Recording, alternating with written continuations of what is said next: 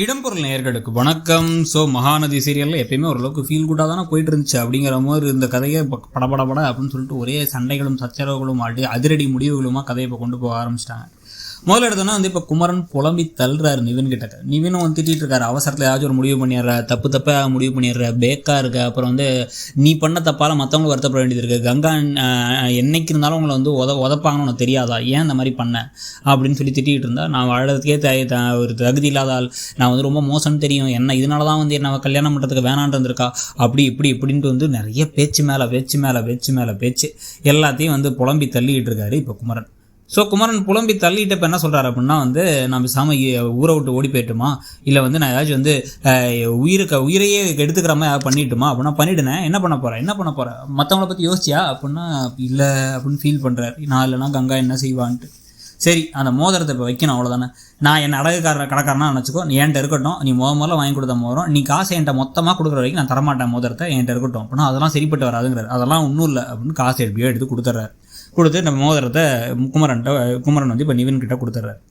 இங்கே வீட்டில் போயிட்டு அக்காவை சரி பண்ணலான்னு சொல்லிட்டு காவேரி போனால், எதுக்குடி நீ வந்த அப்படின்னா, நானே அதுக்குனால தான்க்கா வந்தேன் அப்படின்னா, நானே வந்தேன்னா பெரிய மகாராணியா நீ அப்படின்ட்டு அதுக்கு வேறு சண்டை. உன்னை திட்டிக்கிட்டு ஒரே சண்டைகளாக போயிட்டு இருந்து, உன்னை எல்லாம் நிறுத்துங்கடி, அக்கா தங்கச்சி மாதிரி நடந்துக்கிறீங்கன்னா இவளுக்கு நான் ஒன்றும் அக்காவும் கிடையாதுங்கிறாங்க. நீ தானே என் மேலே பாசத்தை வச்சு நடிக்கிற, என்னை அன்றைக்கி தண்ணிக்குள்ளே ஸ்விம்மிங் பூலுக்குள்ளே யாரோ தள்ளி விட்டோம் போது நீ தானே காப்பாற்றினேன் அப்படின்லாம் கேட்க, உடனே அதுதான் பெரிய தப்புன்ட்டேன் நான், எல்லாம் அந்த கிழமை வேற நீயும் அந்த கிழவனும் சேர்ந்து தான் அதை பண்ணியிருப்பீங்க அப்படின்னு தாத்தா வேறு திட்டாங்க. நான் பேசாமல் சவனேன்னு தானடா இருந்தேன்னு நினச்சிருப்பாரு தாத்தா. உடனே என்ன பெரிய மனுஷன் போய் இப்படி பேசிகிட்டு இருக்க அப்படின்னா, சரி விடுக்கா அப்படின்னு சொல்லிட்டு கிளம்பிடுறாங்க. நான் மன்னிப்பு கேட்க தான் வந்தேன், அது அவர் பண்ணது எனக்கே தெரியாது, அண்ட் இவர் பேசினது தப்பு, அதுதான் மன்னிப்பு கேட்குறேன் அப்படின்ட்டு வந்துடுறாங்க.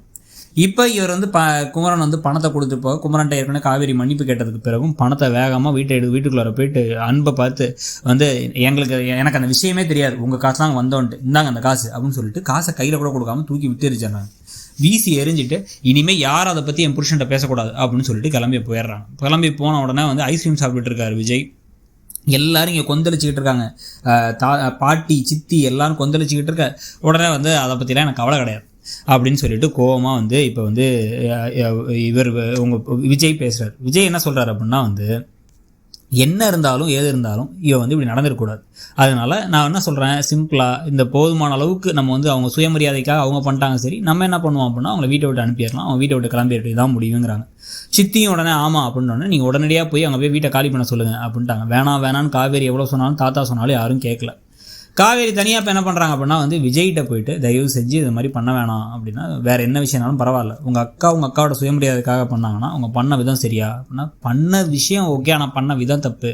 அவள் கோபத்தில் டக்குன்ட்டு இப்படி பண்ணிட்டா அப்படின்னா அதை பற்றிலாம் எனக்கு கவலை இல்லை, ஏன்னா பிளாக்மெயில் பண்ண போறியா, கான்ட்ராக்டை பற்றி சொல்ல போகிறேன்னா அப்படின்னா நான் சொல்லலையேங்கிறாங்க. அப்போ வேறு எதுவாக இருந்தாலும் சரி, அப்படி நீ பண்ணால் கூட இந்த விஷயத்தை நான் மாற்றிக்க மாட்டேன், இது ஒவ்வொரு தடவை 2 தடவைனா பரவாயில்ல, இது உனக்காக மாற்றிக்கிற விஷயம் இல்லை, அவங்க நடந்துக்கிட்ட விதம் தாத்தா முன்னாடி அப்படி நடந்துக்கிட்டது ரொம்ப பெரிய தப்பு, இதுக்கு மேலே அதை அலோவ் பண்ண முடியாது அப்படின்னு கோவமாக போயிடுறாரு அவர். காவேரி அழுதுகிட்டே போயிட்டு தாத்தா தோரில் சாஞ்சு அழ ஆரம்பிச்சிடுறாங்க. அவள் பண்ணது சரிதான், ஆனால் பண்ண விதம் தான் தப்பு, அவர் ரொம்ப நிறைய பேசிட்டாரு அப்படின்ன உடனே அவங்க வீட்டை காலி பண்ணிட்டு போனாங்கன்னா இவ்வளோ பேருக்கு யார் வீடு கொடுப்பா, பாவம் என் தங்கச்சிங்க இருக்காங்க அப்படி இப்படின்னு பேச, ஒன்றும் கவலைப்பட வேணாம், அவங்க இதை வீட்டை விட்டு போகிறாங்கன்னு யார் சொன்னால், கோபத்தில் 2 சைடும் இருக்கும்போது போய் பேசினா எல்லா சைடும் கோபம் தான் படுவாங்க. 10 நாளில் 1 வாரம் டைம் கொடுக்குறதா இருக்காங்கல்ல, உனக்காக தான் டைம் கொடுக்குறேன்னு இருக்காங்க. அந்த டைமுக்குள்ளார இதை சரி பண்ணி நான் ஆரம்பிச்சு வச்ச பிரச்சனை அது தெரிஞ்சோ தெரியாமலோ நல்லதுக்கோ கெட்டதுக்கோ இதை நான் கெட்டதாக போக விடாமல் நான் பார்த்துக்கிறேன் அப்படின்னு உடனே, எங்கள் அப்பா மாதிரி நீங்கள் என் மேலே பாசமாக இருக்கீங்க அப்படின்னா நானும் உன்னை திட்ட முடியாதுல்ல அப்படிங்கிறாரு தாத்தா. அதோட தாத்தா தோரில் சாஞ்சி இவங்க அழறதோட இன்றைக்கி எபிசோடு முடியுது. ஸோ இன்றைக்கி எபிசோடை பற்றியும் எல்லாரோட நடிப்பும் நல்லா இருந்துச்சு, அதை பற்றியும் கருத்து என்னங்கிறத சொல்லுங்கள். தேங்க்யூ. இடம்பொருள் நேயர்களுக்கு வணக்கம். ஸோ மகாநதி சீரியலில் எப்பயுமே ஓரளவுக்கு ஃபீல் குட்டாக தானே போயிட்டு இருந்துச்சு. அப்படிங்கிற மாதிரி இந்த கதையை